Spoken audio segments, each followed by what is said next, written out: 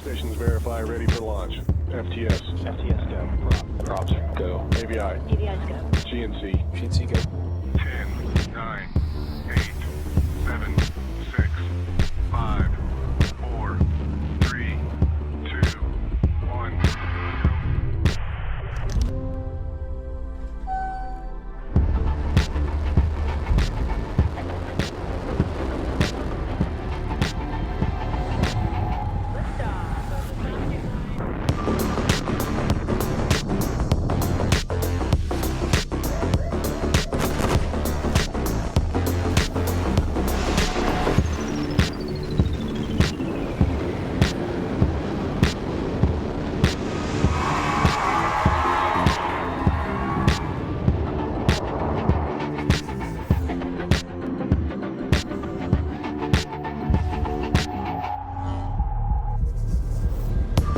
SpaceX is go for spacewalk operations.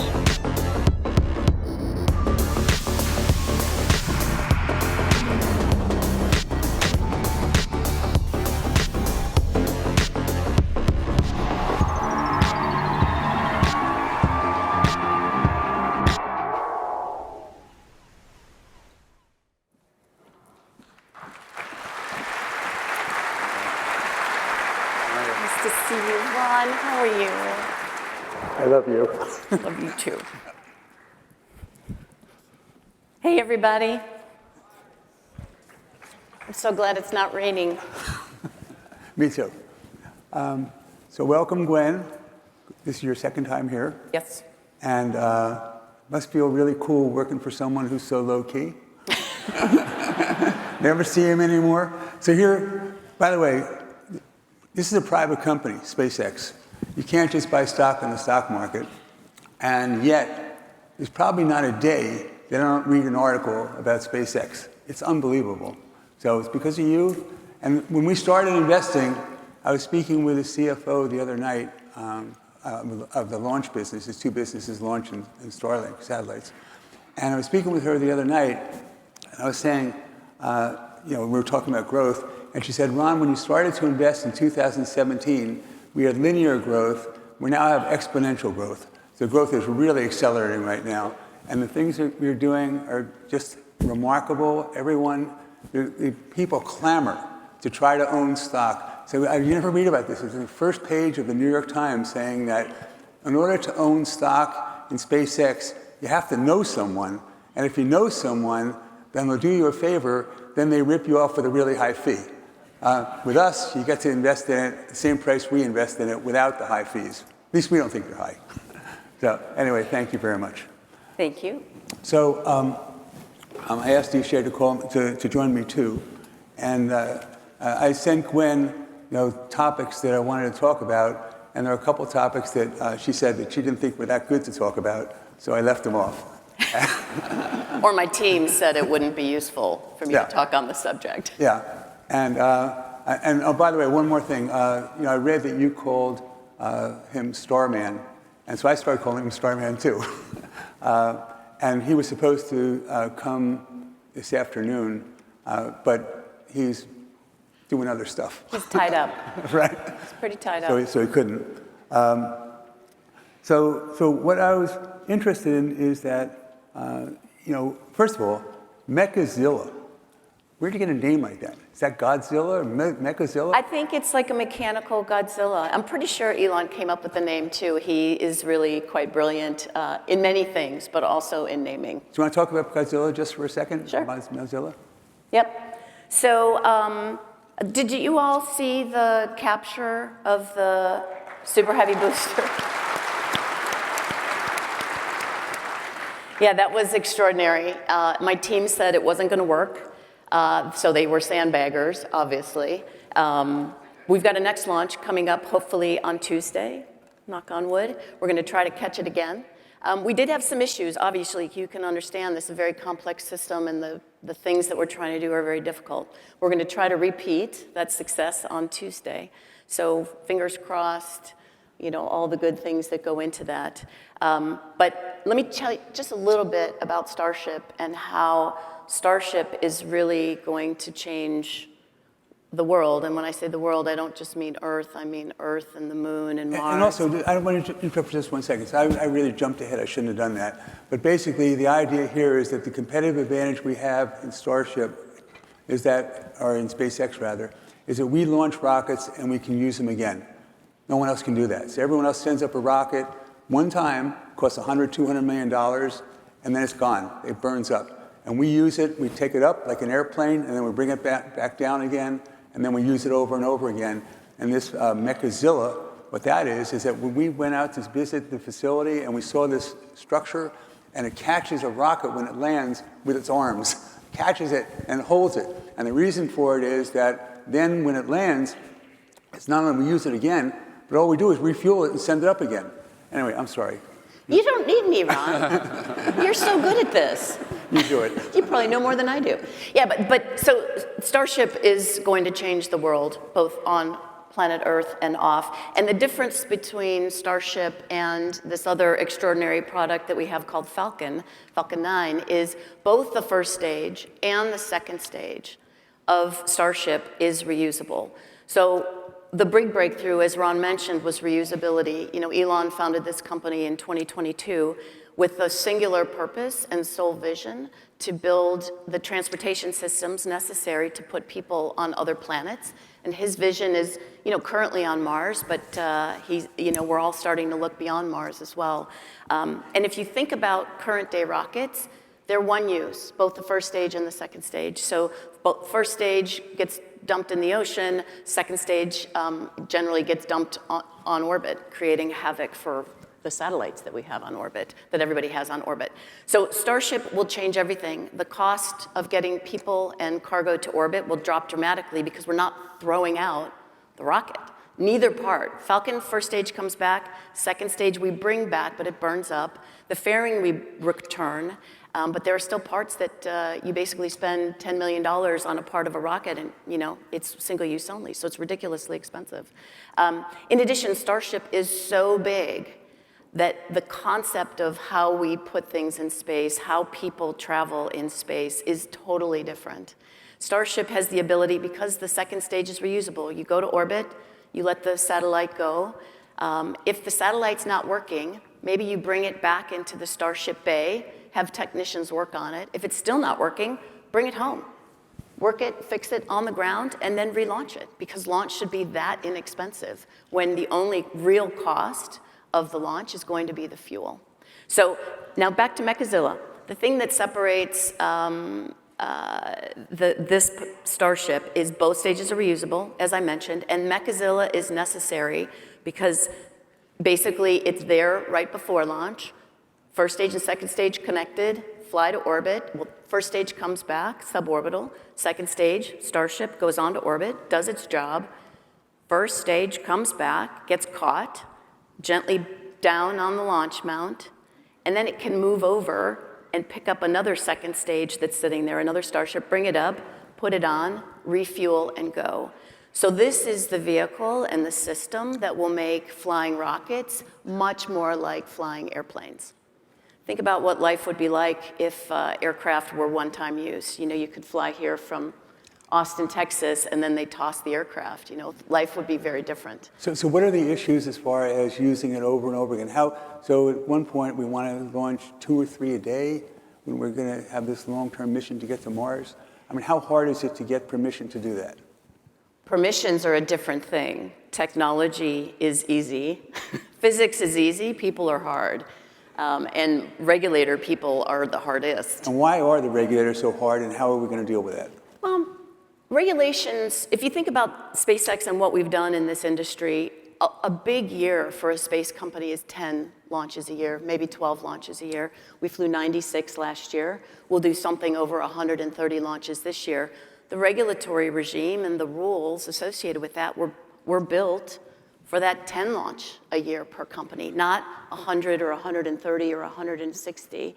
And so if you launch 10 times a year, let's say roughly, let's make it easy, once a month, the regulatory system has time to license that launch. It's got at least a month before the next one. I launch Falcon every 2 or 2.5 days. And the regs just weren't built to keep up with that. So how do you get that to change? How do you get that to change? Well, regs take 5 years to change, so we'll be working through waivers. They're called guidance papers to try to operationalize the regulatory regime. You know, we never complain about regulation. It's not that there is regulation. It's that regulation in the U.S., maybe globally, maybe not China, but maybe everywhere else, regulation is slowing technology down. It's not helping, it's slowing. And all we ask is regulate industries, make them safe, make them right, make them fair, but you gotta go faster, much faster. Is anyone else trying to land rockets over and over again and use them over and over again? China has had some success in that, and there are other organizations in the US that are also trying to land rockets. We're now doing more satellite business instead of just launching other people's satellites. We're making them ourselves. Yes, we make a lot of satellites, 50 or 60 satellites a week we build. I mean, I've grown up in this industry, by the way. I started my aerospace career in 1988. My children say it was just after the Ice Age. And in that time frame, you know, one satellite launch per year per company was a big deal, and it would take 10 years to develop that satellite. We developed the Starlink system. We're on version, we call it version 2, but it's probably like 3.5. We started the program in 2015. We launched in 2019, and we're on version 3, roughly 3.5. We'll call it version 2 now. And we build 60 satellites a week. And we're doing this also for Starshield. Starshield is a very interesting area. Starshield, can you explain what that is? Yeah, so Starlink is the commercial product that we have. Who has Starlink? Wow, you guys need to buy Starlink. It's the best internet available. How could you not own Starlink?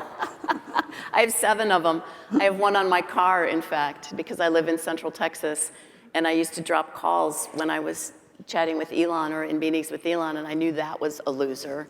So, so I got a Mini and put it on ski racks on my Model S Tesla. So I don't drop calls with Elon anymore. It's way better. It's way better. Starshield. So Starshield is basically a derivative of the commercial product Starlink for government use, government applications. So you once told me that one of the only things that's preventing my grandchildren from speaking Mandarin is SpaceX. Oh, no, that was very bold of me. Probably true. But the idea about Starshield, that protects our nation? It does some mission areas. It is certainly not the entire suite of things that are important for national security. But it's a very important element of it? I think it's very important. And the other satellites that we're building for mass use are what? So we have the Starlink system, which is broadband, available globally where the beams will go down any place on the globe, but we still have licenses to get. I think we're in 114 countries and markets with about 100 or 120 to go. So that is broadband. In your car, on your RV, in your home, camping, that's Starlink. Starshield is a derivative of that, again, for government use, with slightly different kind of concepts employed. And then we also have started launching what we call our direct-to-cell business. Some people call it direct-to-device, where your cell phone is communicating with low Earth orbiting satellites. And right now, we'll be rolling that out very quickly, probably within the next month or so. And initially, it will be very light data and messaging, text messaging. And as we continue to evolve the product and the satellite system, it will do more. Gwen, can you talk about, you mentioned kind of a good space company before was able to do 10 launches. We do 100 or more, 1 satellite a year. We do a lot more than that, thousands. Why? How do we get there? Can anyone really catch up, and how? Well, I hope others can catch up, right? It's good. Competition is good for industries. You guys should want competition. It keeps us tight. It keeps us very focused. But at least actually on launch and both satellite production and deployment, we are ahead. It will be hard to catch us on launch because I actually think launch is harder than satellites. And that is not to diss my Starlink team by any stretch. But launches are hard. It's this 1 million pounds of explosion that you have to keep controlled and directed in the right way so that the rocket goes up.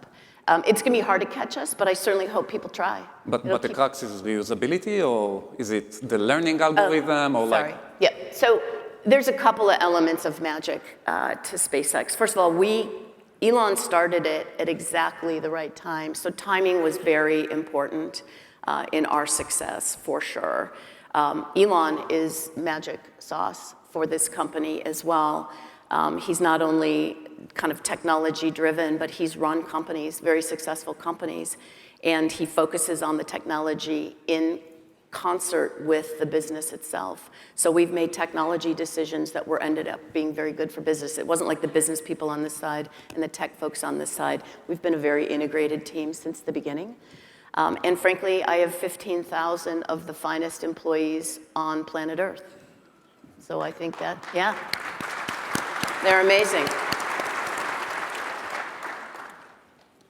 And then you mentioned that we, with Starship, potentially will get to a cost of a flight with just fuel. Largely just fuel. So I think if I go back, I think in the shuttle, a cost per kilo to low Earth orbit was around $50,000. We reduce it by 90% with Falcon 9, potentially reduce it by another 90%. Well, what does it mean for all of us if we can really get costs so much lower with space launch? Well, what we're hoping to do with the work that we're doing is to allow ordinary people to go to space. I want to go to the moon. I think Elon wants to retire on Mars. I'm not interested in Mars. I don't like camping, and I think it will be a really long time till Mars is nice enough. Probably not in my lifetime.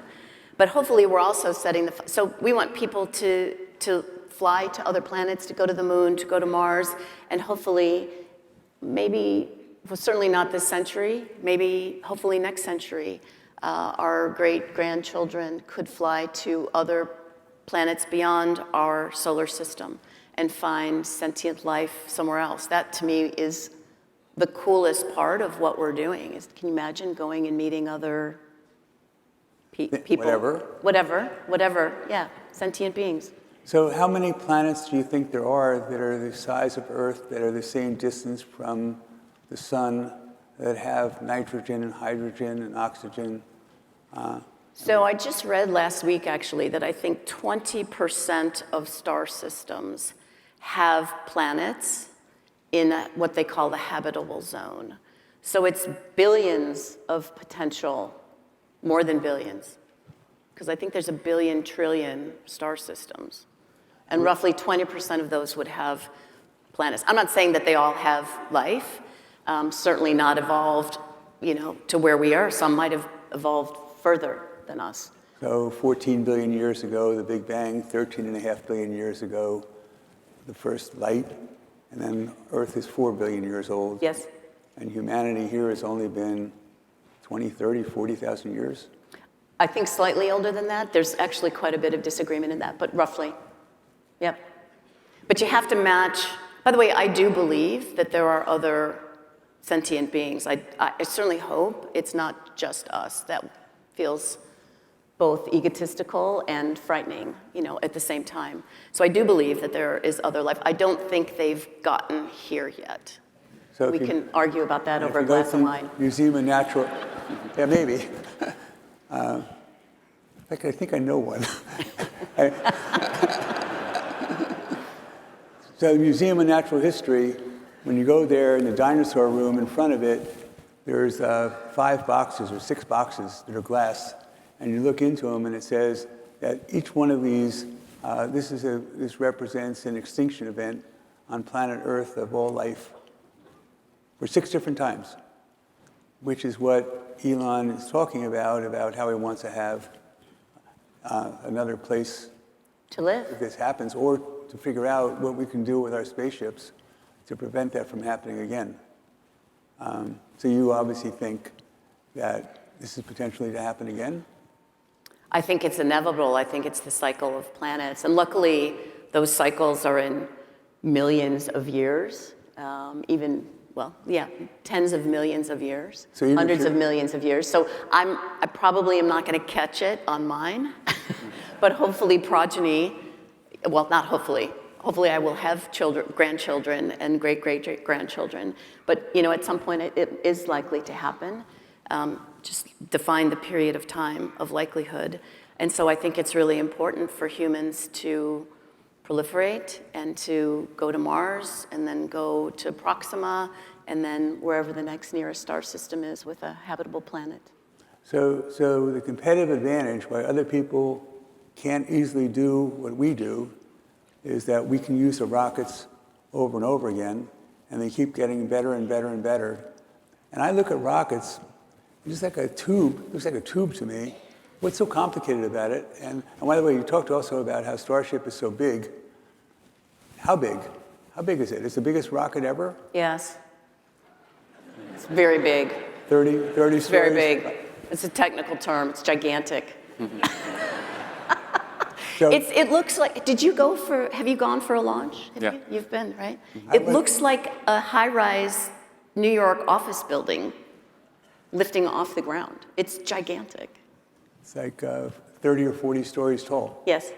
So take a 30 or 40-story building in New York and put rockets on it and expect it to fly. Yeah. Remembering that rocket engines are just controlling a giant explosion in the chamber and directing the exhaust this way so that the rocket goes this way. Yeah. It's a lot.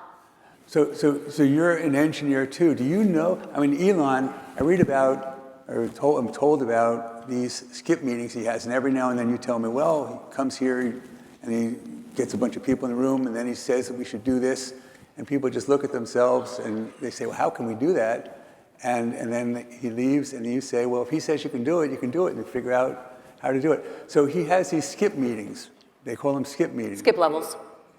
So tell what those are. And he just goes into a meeting. So I think skip level meetings are a really important management technique for any company. What you want to do is make sure your direct reports are not withholding information or preventing bad news from rising. And it's natural tendency, right? It's not like these employees are bad. It's just that, I feel like my job is to solve problems that people that work for me were not able to solve themselves. It's fine, they can't all solve all the problems, so they come to me, and then if I can't solve a problem, I'll send it to Elon, and I try not to do that. And you don't like sharing bad news, but the earlier you share bad news, the better, because then you have more time to solve the problem, right? And so skip levels are important because sometimes people are a little more candid or a little more worried about that thing, even if their manager thinks we're going to get it and they're going to solve the problem.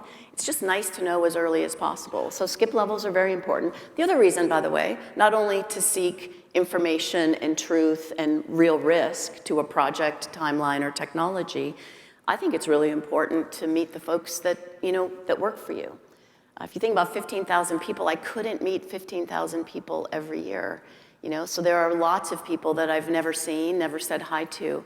And this is a really, I think, valuable opportunity to meet people. And skip levels don't just have to be one level. In fact, I love to meet with our technicians that are building our rockets and spaceships. Bring them into a room and chat with them in groups just to make sure things are going well. Because the further you get away from the visionary, and the pulse of the company, I think the easier it is to kind of move off track. It's kind of human nature. And so I think it's really important to tighten that up and make sure everybody understands what we're doing, why we're doing it, and it keeps people quite focused. So one of your directors is a friend of Elon's from college, and he's on board of SpaceX and of Tesla. And he was telling me he goes to these meetings, and 15 people would come to a meeting with the supervisors not invited, but the people who do the work in all these different areas. Of one person means software and hardware and chips and whatever. And each one would have a separate discipline. And Elon would start off calling one of these 15 people, calling on him and saying, so what do you do? And a broad question initially. and they keep drilling down, drilling down, drilling down, drilling down, drilling down, until it gets to a point where the person can't answer the question and says, I'm sorry, I don't know the answer to that. And it was clear to everyone that Elon knows more about the discipline than the person who's performing the tasks. Is that accurate? In many areas. He is extraordinary, by the way. I love working for Elon. I love working for Elon. I don't have to work. I don't have to work, and I love working for Elon. And the problems that you face are problems like what? What goes wrong? What doesn't work right? I mean, everything? Everything goes wrong. I refer to myself continuously as the president of parking and potties, because those are things that matter deeply to people. And, sometimes things go wrong with potties, and I get an email or a text, hey, and then I'll find the right facility person. That hasn't happened very recently, but within a couple of years, that's happened. And parking is meaningful to people. We operate outside of a couple of areas. We operate in, highly dense areas, and people don't want to have to walk a mile to get to the building. They want to park and be efficient and get to the job. So that, it could be something as simple and mundane as that. It could also be, we're going to be incredibly late for a customer's launch, and their business really needs to fly that satellite, and we got to do it by the end of the year because of their stock, or by the end of the quarter. And so, those are big things, and you try to work with the team and do the right thing, the thing that's most fair and right for the employees, the customers, and all the customers. So if we have now 7,000 satellites? We've launched over 7,000 satellites. They're just under 7,000, I think, on station operating. And we cover the whole world? Globally. 110 countries? 114, I think, as of this morning. I think Mila said we were at 114. And so if someone else comes along and wants to do what we're doing, well, satellite, well, I guess you have geostationary, but if you have low Earth orbital satellites, they keep going around. And so how does anyone, if we're already covering everyone and we're doing business with everyone, how does someone else compete against us for that? So how do you compete against us for the launch? How do you compete against us for a satellite in a smaller market when you're just starting off? And then we just come up with something like this laser net mesh. How does that come about? How can someone do that? How can they develop that? This is satellites communicating with each other. Through these little laser terminals. That's magic to me. I'm a mechanical engineer. That's How does that work? I mean, I don't know. You can communicate over wires. You can communicate through the atmosphere. You can communicate through light. To me, it actually is magic. I joke about it, but it's not a field that I understand particularly well. Maybe. And that sound that's traveling at the speed of light? No, it's basically it's the energy waves. Yeah. So, but there was a lot. You just asked like 5 questions, and I'm over 60, so I'm going to forget each one of those. So how could there be competition? Space is a huge place, right? If you think about planet Earth, if you put 7,000 cars on the surface of the Earth and they were driving around fast, obviously orbital velocity is much faster than a car goes, but that's pretty sparse, right? That's not a lot, 7,000 things on the surface of the Earth. And every time you increase altitude, that shell is bigger and bigger. So even though 7,000 satellites sounds like a lot, space is big, and there are lots of layers. If you're thinking about like highways or freeways that are stacked, there are lots of stacking that you can do. So not only could another constellation be at a different altitude, and they're flying at a different altitude. So how far apart do they have to be so they don't crash into each other? I think it depends on the technology of the satellite and how you're operating it, but you probably want to be 10 or 20 kilometers at least, altitude-wise. And that's a little shell. bit further. That's the shell. And then a little bit further, I think, when you're in the same shell. But there's plenty of room. Space is big. But really the key to prevent satellites from mechanically interfering with each other is to be very candid about where your satellite is.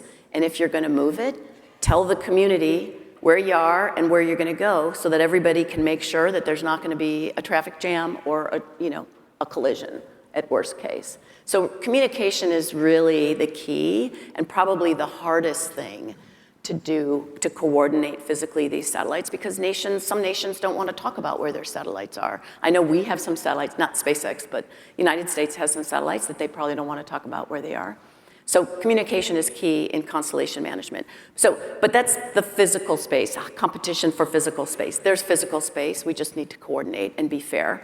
As far as business goes, there are close to 8 billion people on the planet. We're serving not quite 5 million people yet. But the market is huge. 5 million out of 8 billion, and 30% of those 8 billion don't have communication, don't have broadband. The market is gigantic. And I would love to say SpaceX is going to, or Starlink and SpaceX is going to serve all of them. There will be competition. I think there's plenty of room in this industry, plenty of room for competition. And so when they're starting off, they're going to have to make a big front-end investment in order to compete with us. And we've already invested. We already have all those satellites up there. It's going to be very burdensome, very hard for someone to compete broadly with us. They can do specialized. They have a special telescope or a special radar. But to be broad communications like us, it's going to be really hard. Be hard, not impossible. A lot of CapEx. And the longer they wait, the more CapEx. Yes. And our satellites we keep replacing our satellites, and the satellites keep getting more and more powerful. That is correct. And are there limits on that? Or do we have to change? There'll be physical size limits, which physics will dictate how much power you can use on the satellite. The limit on the chips and the beams, this is magic again, just like the laser links are magic to this mechanical engineer's brain. How we communicate, our antennas, our transmit and our receive antennas seems a little magic to me as well. But the cycle of the increased capacity is basically on the same cycle as chipsets, which is like double capability every 2 years, or 4x every 2 years? Moore's law. So the reason this laser link is really important is that when you're flying all over the place and you're over an area that's not friendly to us, that's not friendly to the person who's sending it or receiving it, then you don't want to bring it down to the ground. You don't want to go up and down into that area. All of a sudden, when you go up, then the laser takes it all over the place to all these different satellites. Is that correct? Yes, but I think really the beauty of the laser mesh is that the transmission speed is much better as you go satellite to satellite through the laser link. When you come down to the ground network, there are lots of switches and you lose a lot of time. Latency goes way up as you come to the ground and then either bounce back up or come to the ground, then go to fiber to a POP or something else. So the laser link is just a very efficient way to take data from one user in one part of the world to wherever that piece of data is supposed to go, either in another part of the world. Next door probably isn't as efficient. Fiber is really good for that kind of thing. But it's just much more efficient. And that's at the speed of light. Yes. The speed of light, so we can get it anywhere. Yes. Super fast. Super fast. Super fast. In fact, that's the goal, right, is to figure out a space transportation system that is the speed of light. I think physicists can envision getting 1/10 or so the speed of light, which would make the closest star system Proxima Centauri. I think that's 4.3 light years away. So it will be 43 years to get to that planet that might have sentient life. That's still a long time. I don't know anybody that wants to be in a very luxurious ship. Unless you can travel backwards in time, or forwards. I think wormholes would be super cool, like just get there in an hour or two, so we got to find some wormholes between here and Proxima. Right. Or folding, yes? Yeah. If we are talking about Starlink, maybe we can talk a little bit more about direct-to-device, why it might be interesting, and then on aviation, maritime, things that I think a lot of us think about Starlink as a residential solution. What other kind of use case around Starlink? So because of the fact that this constellation is in orbit above Earth, it can reach any place on the planet it can physically can do that. Now, again, we don't operate in every market because you have to go country by country and get permission to do so. But think about where there are no cell towers, no 5G, middle of the ocean is a perfect example of this. Starlink is a great answer to communication, maritime communication. You could go to GEO satellites, of course, but the trip time is much longer. GEO's roughly 10 times further away, so the data is roughly 10x slower. And it's two-way, so it's actually kind of 20x slower. Maritime is great. Aircraft, like how many of us go fly in an airplane and there's supposed to be crappy Wi-Fi, and you get on the plane and they're like, Wi-Fi's down. You're like, Terrible. shoot. Yeah. How much better is Starlink versus kind of the existing? You can't tell the difference between like real commercial broadband on the ground versus in aircraft with Starlink. It's completely transparent. We have a 737 that flies between Los Angeles and Brownsville, Texas, because we have so much work going between Hawthorne and South Texas, which is where we're building and launching Starship right now. And we have Starlink, of course, on the plane, and so 150 or so SpaceX employees are diligently working, VPNing on Teams calls or Zoom calls, all of them on the plane, and it's pretty transparent. And then connecting to the question on the kind of evolution of technology. Yes. Today, Starlink that we see is already amazing compared to everything else, Yes. but it's probably the worst Starlink we'll ever see, right? Like the next generation. Next generation will have smaller beams, more capacity per beam, lower latency. Yeah. So we'll provide even better service. Even better. You know, it would be like instead of having, well, none of you have Starlink, which I really am chastising you for, but if you did have it, if you just had multiple dishes, you could get, gigabit per second speed. And what we'll do is instead of people having to have multiple dishes, we'll just improve the satellite signal and the receive signal, and you'll have gigabit, 2 gigabit per second speed. Like, no, I don't think you need more than that. Certainly not in a home, not even on an airplane. I have it at Vail, and I have it in Long Island at our house. So I do have Starlink so far. I want it more places. And one of the places that I'm really interested in having it is we have a NetJet. You can't go to all these different places that we want to go to visit companies if you're flying commercial, so we have NetJet. And I've been complaining for 2 years about NetJets, and supposedly we're moving forward. And how come it never completed? We got United Airlines. And once one airplane gets it, everyone's got to get it, because if you're flying from California to New York, you're not going to fly Delta if you get it on United, and United has it and they don't. So once one person gets it, the competitor has to get it. So you just got United. Yeah, so we have United, we have Qatar Airways, we have Air France, we have Hawaiian. We're screaming on the airline business. It's just such a great product. And that's, by the way, that's really the lesson learned. It's not about marketing, not about sales. If you have a truly great product, people will buy it. People want it, and they will buy it. And so that's very typical of Elon and his companies. He just wants to build an amazing product so that people want to use it. And it's got to make people's lives better. I think we talked about launch and Starlink. Yes. Is there any other kind of things that is under your development that worth mentioning? I think just derivatives of that capability. For instance, Starlink, a constellation around planet Earth. We want to go build settlements on Mars. Well, in this day and age, you're not going to send people to Mars and have them not be able to communicate on the surface, right? So you need a Mars link. You need a Starlink constellation around Mars. And then certainly those people are going to want to communicate back to Mother Earth, right? With their families and their friends that didn't want to hop on the ship and go camping on Mars. And so there'll be the communication system between Earth and Mars. Moonlander, right? Like ISS, deorbiting. There's a lot of other things, I think. And they're all kind of derivatives, actually. Gotcha. They're all derivatives, right? And by the way, Starship is really a replacement. It obsoletes Falcon 9 and the Dragon capsule. Now, we're not shutting down Falcon. We are not shutting down Dragon. We'll be flying that for, 6 to 8 more years. But ultimately, people are going to want to fly on Starship. It's bigger, it's more comfortable, it will be less expensive, and we will have flown it so many more times. We just passed 400 launches on Falcon, and I would not be surprised if we fly 400 Starship launches in the next 4 years. 400 Starship? Wow. Yes. Yes. We want to fly it a lot.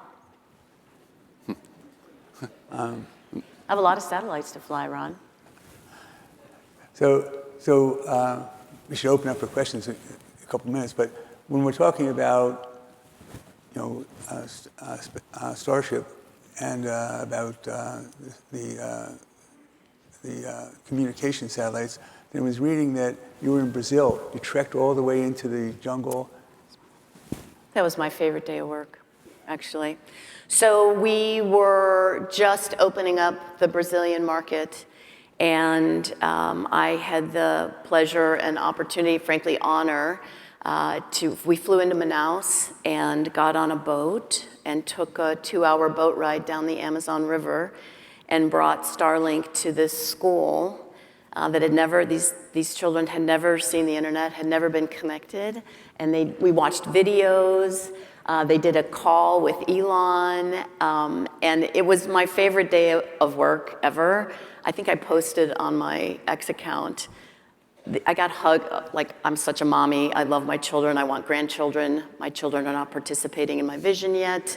So I got a room full of Brazilian school kids. I got hugs from all of them, and they were so excited about Starlink, and they knew Elon somehow, which was amazing. And yeah, that was my best day at work.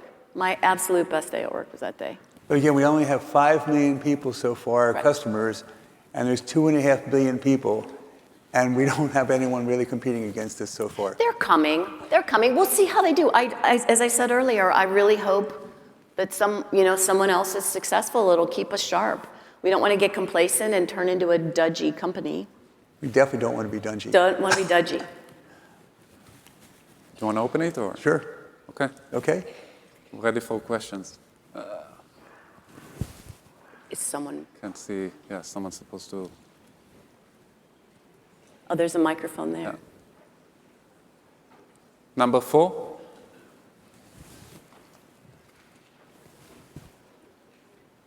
You mentioned that regulation is hard and technology is easy. Now that Elon Musk has taken a role in the government, specifically the Department of Government Efficiency, will the regulation be easier? I think the hope, by the way, is with this administration and this committee and probably others, I think everyone is starting to recognize in all industries that regulation really needs to be reinvented. And so I certainly hope, I probably spend more than half my time working regulatory issues. And I would love to be spending that time, meeting with my welders and meeting with the folks building Starlinks and Starships. So it's certainly the hope that we can figure out together how we make the regulatory organizations more efficient, make the regulations more efficient, and frankly, better. Not just faster, but better. How do you do that? It's hard. It's actually going to be quite hard.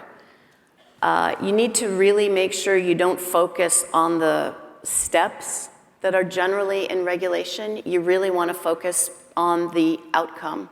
You want Starship to be very safe. So there are simple things to do to make Starship not hurt people. You fly from a coastal area and you don't fly over people, not highly populated people. You know where the vehicle is, and if it looks like it's gonna head down into a populated area, you blow it up, right? These are very simple things, and yet the regulation for launch is, thousands of pages if you were to read all the details and all the things that go into it. So simplifying, focusing on what's really important, and sticking to that. Don't go off on tangents and science projects. Interesting, rockets are fascinating. But really stick to the one thing that matters, really the one thing that you're trying to regulate for, and that is to make sure you don't hurt people. do we do the examiners who are in charge of writing these regulations, or the people who are in charge of those people? Or do we actually try to get something, a national type of system instead of a state system or a regional system? The process to do new rules is supposed to involve interested parties, but it takes 5 years to make a new reg. In fact, Starship is licensed under Part 4. Sorry, you're going to start eye-watering. No. We're licensed under Part 450. Falcon is licensed under a different regulatory regime. I could not bring Dragon, this capsule that has gone to space, carried over 50 folks. I could not get a license for Dragon to re-enter on Part 450. So you can imagine the struggle we have with Starship. It's bigger. We'll hopefully have more, and we're still trying to bring it in. So you fundamentally have to break down the current reg and figure out what's important, and only build a reg that's readable. No one's going to read thousands of pages, right? 5 pages.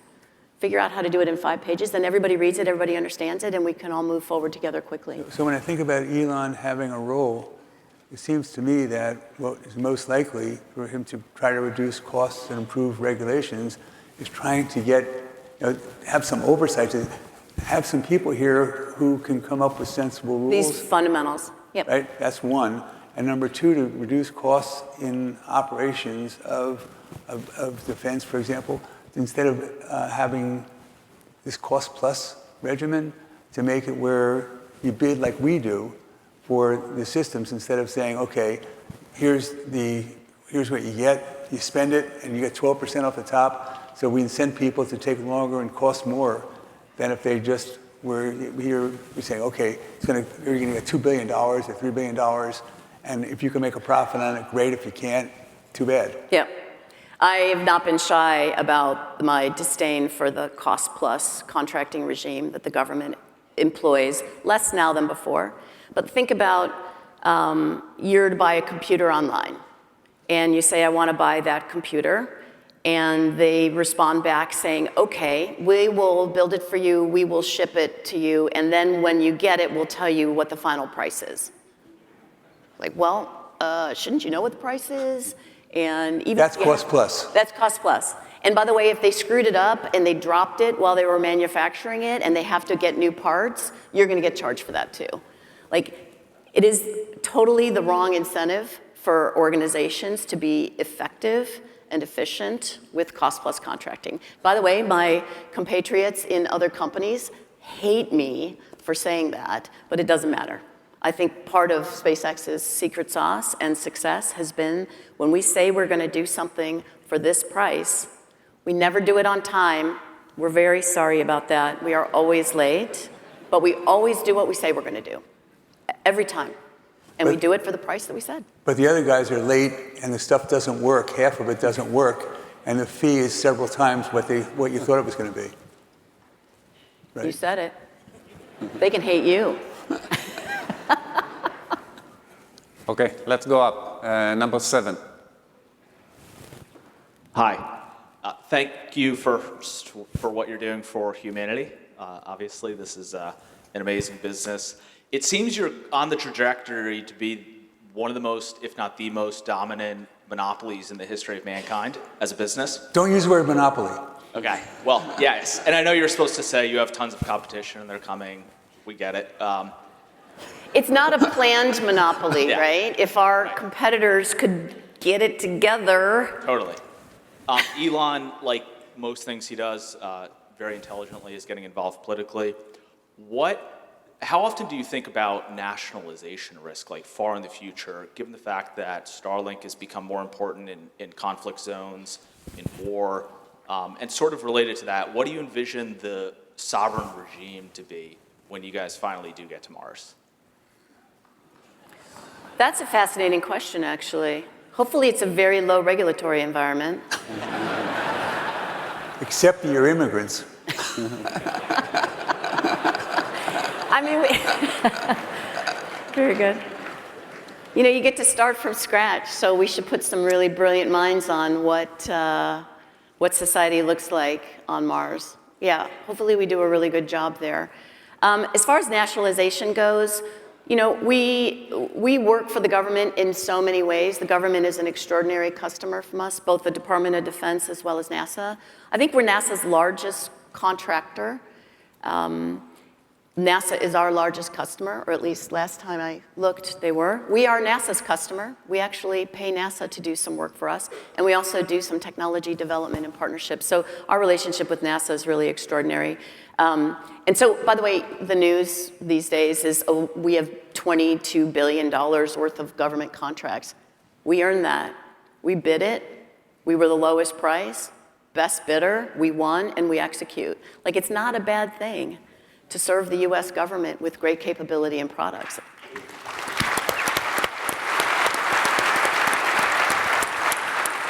So nationalization, look, if we are in a conflict and the government needs Starlink, more capacity, we are not gonna say, no, actually we'd rather have the country get overrun. Nah, we wanna keep our customer base. Like, it's just not gonna happen. Like, if the government needs it, the government will get what they need. Just like always for us, despite news reports. Number 5. Hi, thank you for taking the question. You seem to really love your job. So just asking about the people, how do you maintain the culture with the level of growth? And how would you just describe the culture and the development at SpaceX over the past decade or so? So I get asked this question a lot, and I answer it very similarly, and I hope I'm answering it correctly. It's really hard to pull that apart, but there are elements that I think hold true to this. First of all, our vision and where we're going is very clear. You know, Starlink might seem like a side project. It's not a side project. It's necessary once we get to Mars that there's, as I mentioned, a communication system. Our vision is to build the systems necessary to build settlements, successful, thriving settlements for humans on other planets. Not deviated. Like, I'll never forget my first meeting with Elon. He's talking about going to Mars, and I'm thinking, gosh, you know, people didn't talk about going to Mars in 2002. Not like sane people. And this was his passion. We have to ensure that humanity survives, and we need a risk management plan for people. From the time he was in college. Yes, but I met him in 2002, so that's when I started. So single focus, vision. Where are we headed? And that keeps people pretty tightly aligned. Then the next thing, so that's first and foremost. Second, hire the best people. Not the best people that you can, the best people. If you can't fill that role, don't fill it. Don't compromise on that. Our employees, I say it every time I possibly can, I love my job because I work with 15,000 extraordinary people of all shapes and sizes, all technical areas. You know, it's the best place to work, frankly. You don't want to work at a company where, you know, people are slow and stodgy. Like, it's very energizing and very motivated to work with really smart people. So that's number 2. And then the third for sure is set really crazy goals. Like, what seems impossible, set that as a goal, because it keeps people moving really fast. You've hired the right people, they're motivated, they want to do really good work, and give them a really hard job and let them run. And I think that's why we have maintained, well, frankly, we've gotten faster with time, right? The other things, we have a very vocal population. I call them mouthy. I want mouthy employees. I can't solve problems that I don't know about. I really want to hear where we're screwing it up. That's really important. So we have a very aggressive feedback culture. I want to hear what's going wrong. If someone's super helpful, please say thank you, pat them on the back. If someone wasn't particularly helpful, let them know. They probably didn't know they weren't helpful. And they probably didn't know they were getting in your way. Just be very vocal, very honest, respectful. But I would say that's our culture. Super hard charging, hard moving, smart. You see a lot of smiles. Everybody's in SpaceX t-shirts and gear as well. Like, people are very proud about working there, which makes me really happy. I love when something's accomplished and everyone goes crazy. Going bananas, yeah. That is a benefit, by the way. It's something that we can celebrate like 3 times a week we're launching. That's a huge celebration. And I think as entrepreneurs think about starting companies, you want to find moments to rally around. And launches are great. I'm not saying go in the launch startup business. I don't think it's very good. But find those rally points. It's really motivating for the teams to get together and hug each other and cry. Well, launch is good for SpaceX, not good for us. Okay, we have 1 minute left, so number 3. The low Earth orbit satellite systems in the earliest days were all financial flops. Iridium in the first iteration failed. Globalstar, the same. Teledesic really never got off the ground, literally. You had European systems as well. So you're in a really challenging area that had failure after failure after failure, and you're finding a way to make it work. So in terms of going forward, you're a private company. You're not obligated to tell us anything about the financial performance. However, can you add a little color? What's the kind of return on investment for your different businesses? You've got to actually make it work. Obviously, you're growing, so you're getting revenue and ideally a profit. But can you give us any kind of color to help bring that to life? So we're going to make some money on Starlink this year. I could say that. We've had quarters of making money in Starlink in the past. I think we've been successful. First of all, the chip technology has developed to the point where it's easier to be successful now. I credit my team as well, extraordinary team of engineers and techs and folks building the satellites and incredible technology, actually. And then we own launch. So that is also kind of a helper in making sure our low Earth orbit system is successful. So that's that piece. I'm not going to talk about our financials. I think the future is incredibly bright. I think we were chatting with an investor, came in 2018, and I think we're 5 or 10x now what we were then. And that's not fake, right? The company is incredibly valuable. I think right now because of Starlink, and I think Starlink will, add a 0 probably at least. As we continue to grow the Starlink system. But ultimately, I think Starship will be the thing that takes us over the top as one of the most valuable companies. We can't even envision what Starship is going to do to humanity and humans' lives. And I think that will be the most valuable part of SpaceX. I know I didn't answer what you wanted me to answer, but you knew I wasn't gonna. So we are an investor in SpaceX. We do have ability to look at the financials of SpaceX. We have made, from the time we started investing in 2017, 7 times our money. We now have investments that are worth $2.8 billion that cost us a little bit over $1 billion over the past 7 years. We continue to invest on every one of their offerings. We think that we're going to triple our money again over the next 5 years, and then we think in the 2030s we can make 5 times again. So we think from current levels, based upon what our projections are, based on the information that we have has been provided to us, we think that we're going to make 15 times our money again over the next 15 years. Elon believes that our goals are very conservative to his goals, just as an aside. Thanks so much.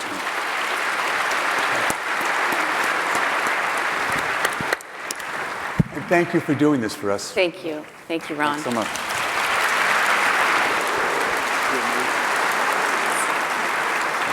It's a pleasure.